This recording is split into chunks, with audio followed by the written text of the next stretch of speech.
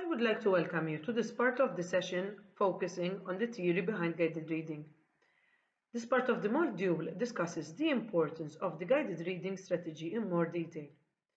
In this part of the module, you will start to understand a little better the philosophy behind guided reading. This presentation will focus mainly on the work presented by Sue Bodman and Glenn Franklin.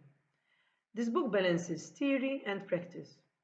It explores how schools and teachers can implement guided reading more confidently and more effectively. Which book and why draws together the teaching pedagogy underpinning guided reading. The book demonstrates how to develop word reading skills, reading for meaning, and reading for information.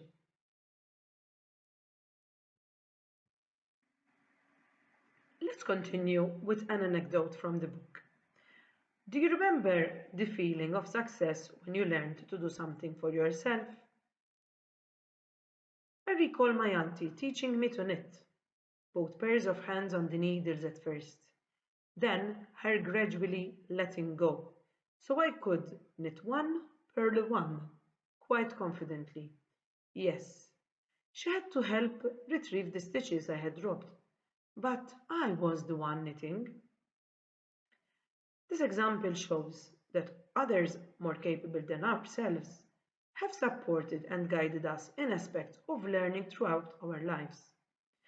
An effective guide knows what is needed and is there to support us just at the right moment.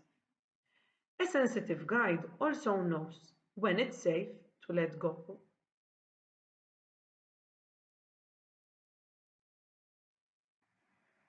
But what is a guide?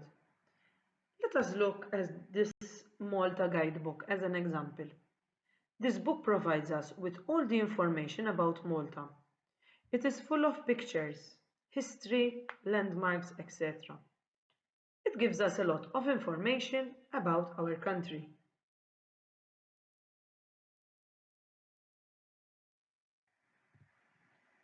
Look at this photo. What can you see? What is happening? There is a leader at the front. He is the guide. In fact, an effective guide knows what is needed and is there to support everyone just at the right moment. A sensitive guide also knows when it's safe to let go. This same philosophy is applied to guided reading. The teacher is the guide, guiding the learners in their need to improve in their reading level attainment. Guided reading implies that the teacher is a guide. First, the guide has to know where she is going. Make sure the students have the right equipment. The guide has to keep checking everyone is following him or her.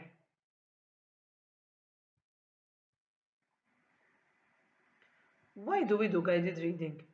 Before understanding why we do guided reading, we first need to think about how children learn and how teachers teach.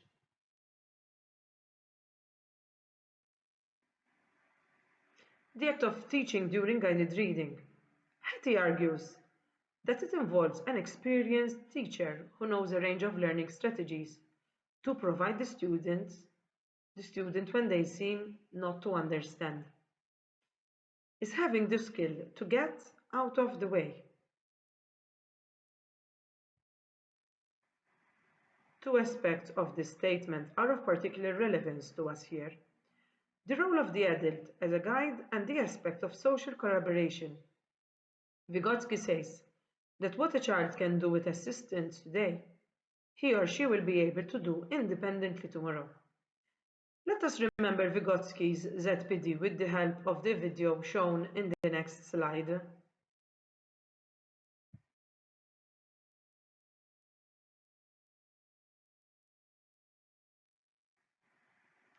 Guided reading implies that the teacher is a guide. First, you have to know where you are going. Make sure you have the right equipment. You have to keep checking everyone is following you. A guide is a herder. He knows when to keep out of the way. But he can't say stay too far away. Sheepdog. The sheep think they are doing it for themselves. The sheep don't know it. but the dog knows where he is taking those sheep. Van Gogh's painting, First Steps, illustrates this perfectly. Do you notice the zone between the child and the father? If it's bigger, the child wouldn't attempt it. If it's smaller, the challenge for new capability would be lost. Most importantly, consider how the child trusts the adult to be there for her. For teachers, whatever we are teaching, be it bike riding, knitting, or reading, we need to keep in mind Vygotsky's notion of ZPD as instructionally sensitive. What he meant by this was that successful teaching is dependent upon a teacher's ability to make decisions that are based on his/her knowledge of the child and the theory of the task.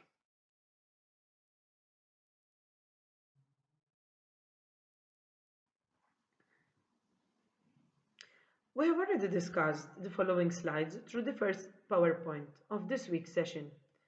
Here I would like you to read on your own the information presented and revise what has already been discussed.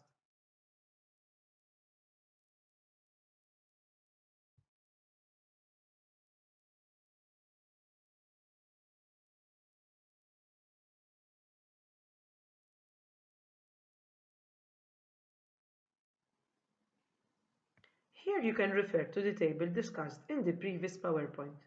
You can also find this sheet uploaded on the IFP portal.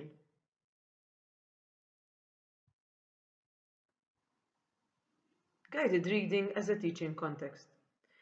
Teachers support children using problem-solving strategies to figure out what words they didn't know, deal with tricky sentence structure, and understand concepts and ideas they have not met previously in print.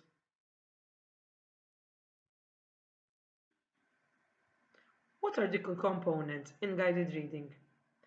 The ultimate goal is to teach reading comprehension. The teacher provides a sequence of high-quality, engaging texts, depending on the student's reading level. The lessons increase the quantity of independent reading students do. The lessons include teaching that expands students' ability to apply phonemic awareness and phonics understandings to the processing of print. They create engagement in and motivation for reading.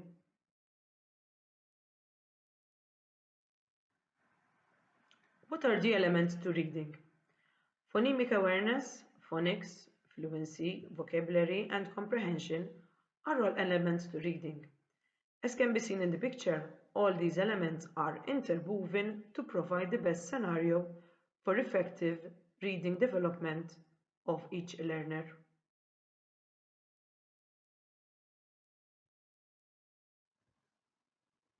The guided reading lessons provide explicit instruction and fluency, daily opportunities to expand vocabulary through reading, conversation, and explicit instruction, an opportunity for students to write about reading.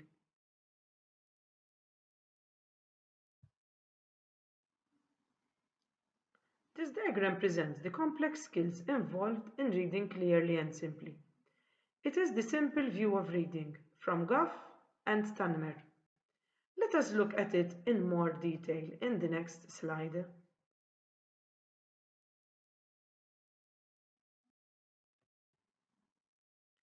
This diagram presents a complex process in an understandable way.